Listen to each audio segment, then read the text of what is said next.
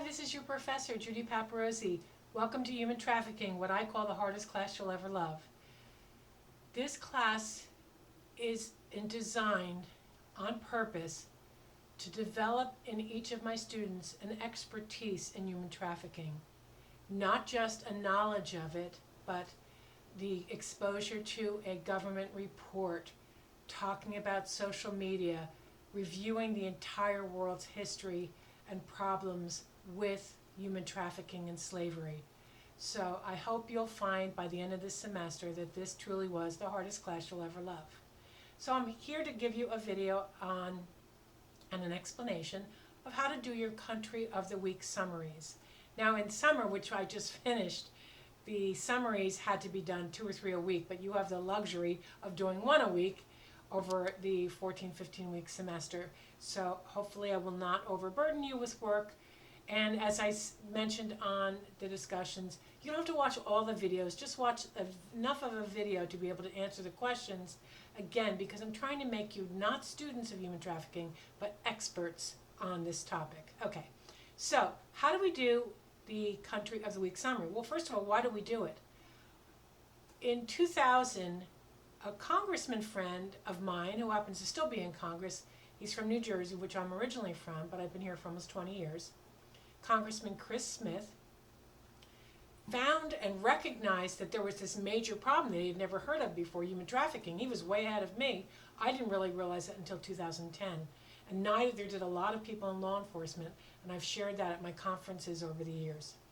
In 2000, he was able to get a law passed called the Trafficking Victims Protection Act, and you can look it up online. One of the facets of that act is that the United States Department of State, okay, so it's the Department of State, produces a report every year called the Trafficking in Persons Report. And it looks at countries all over the world and those countries' responses to dealing with the problem of human trafficking. And it created a tier system, T-I-E-R, not T-E-A-R, like tears in your eyes, but a tier, a ranking of each country, and it continues to do research constantly, of each country's response to human trafficking. And of course, the best is the first tier, Tier 1. And when I refer to tier, Tier 1, Tier 2, Tier 3, Tier 2 watch list is another one. Capitalize the T in tier because it's a ranking, it's a thing. So we want to make sure it has a capital letter to set it apart from the word tier, which you normally, like tears on a wedding cake, you wouldn't use a capital letter. Okay, so there are 4 tiers. Tier 1 is the best, which means a country is responding well to its problem with human trafficking. Tier 2 are countries that are trying but not succeeding at really responding to the needs of human trafficking. For example, Mexico is a Tier 2. Then there are those countries that are really not trying, but they're trying a little bit more than the worst countries. They're called a Tier 2 watch list, and a country can stay on the Tier 2 watch list for, I believe, 2 years before it goes down to the bottom, which is a Tier 3. Countries like North Korea, China, Russia, they're not responding at all, or they're responding minimally to the problems of their people in each of these countries. So those are Tier 3 countries. So what I'm asking you to do is we're going to look at 10 different countries around the world, kind of follows the book, and we're going to see what their tier ranking is and how each country has responded to its problems with human trafficking. But I make this very simple, and there are just 4 documents that you need. The very first thing is there's a template. A template is you're going to fill in the blanks. You're going to answer the questions.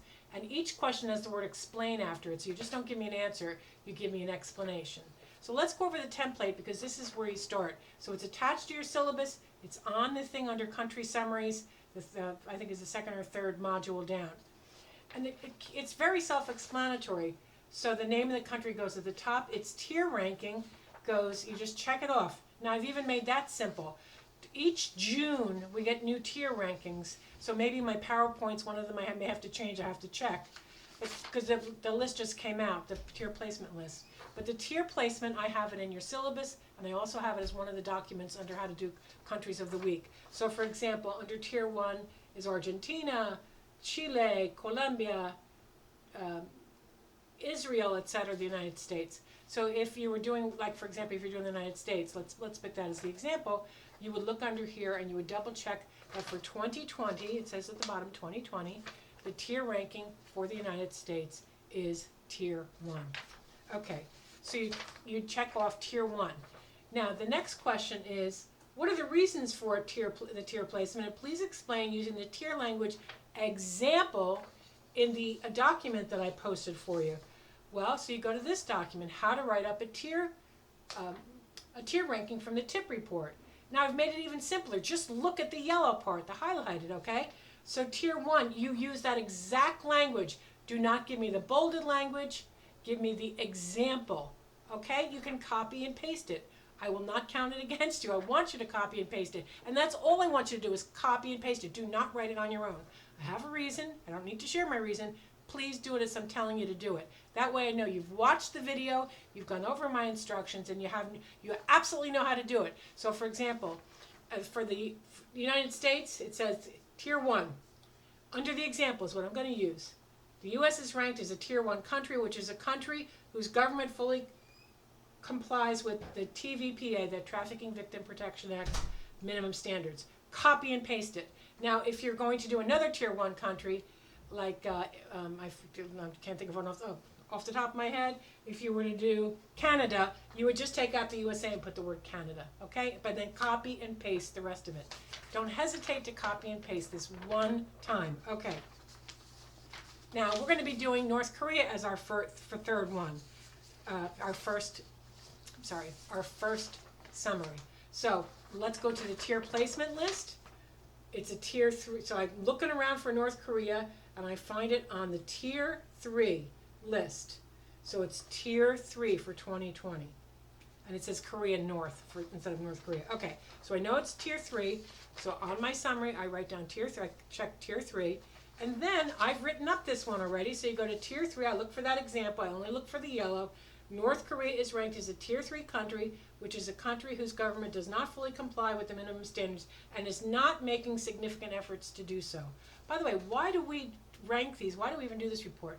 Because funding from the United States to these countries is tied to a tier placement.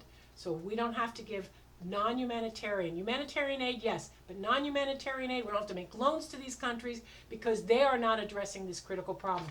That's why this is so important to know about. Okay, and before I go any further with the template, which I'll get back to, I also post this, how to read a country narrative. There are 4 or 5 parts of the country narrative, but the key part is at the end. It's called the trafficking profile, okay? But then you are going to summarize the trafficking report because there are several parts. It's tier ranking, which we've just talked about, tier 1, tier 2 watch list, and tier 3. And then we talk about recommendations, prevention, prosecution, and protection. And they match the template, okay? So take a look at how to read a country narrative, because then you'll know what's on there, and then back to the template, okay? So that how to read a country narrative is real important, because it looks like they're long, but you're just looking for information. But again, you're summarizing a government report, which is really important, a really important skill, since most of you in criminal justice will be working for the government. Okay, so once we've gotten past what the tier ranking is and how to write up the tier ranking, which I've given you, and you don't need to explain it, we go to the next question, which is not in here specifically, but it's in the trafficking profile. Are we talking about a country, for example, North Korea, are we talking about a country that is a source country of victims, is a destination country for victims, or is it a transit country? Okay, so we're going to see this in the first or second chapter. So what's a source? A source is where victims come from. For example, North Korea is a country that sends its victims to China. So it's a source of victims from North Korea to China. So North Korea is definitely a source country. Okay? Is it a destination country? Well, read the tip report for 2020. I don't think it is at this point. In other words, victims are not brought from Japan or whatever to North Korea, but it may be. I'd have to look it up. I'd have to read the current one. It just came out, as I said. But look to see if North Korea is where victims are destined to go to. Here's an excellent example. Mexico is a source country for the United States. The United States is a destination country.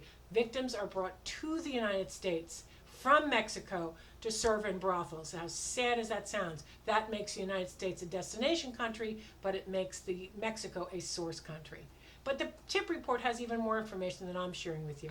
And finally, a transit country is, like, for example, if Mexico is taking victims to Canada, it may transit through the United States. I'm not sure if it is or not. I'd have to look it up. As I said, the 2020 report just came out. But if that were true and Mexico sending victims through the United States just to get to Canada, then the United States would be a transit country. But transit countries are rare anywhere but Europe, where people can go very quickly through Europe. You take somebody from the Ukraine to London through 3 or 4 different countries. And so there's like a pathway or a railroad, terrible to say, but some type of mechanism that they use the roads or the weak border patrols or the Schengen Agreement to get victims quickly across. So transit's going to be rare. And please do not just put down, yes, it's all 3.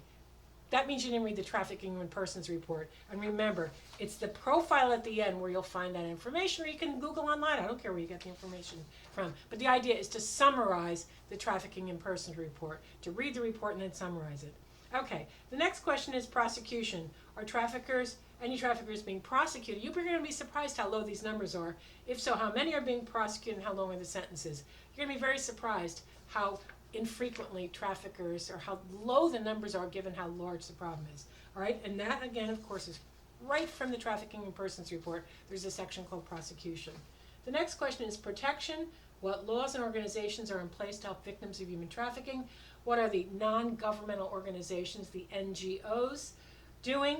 And what is the government doing? Again, this comes directly from the Trafficking in Persons report under the word prevention.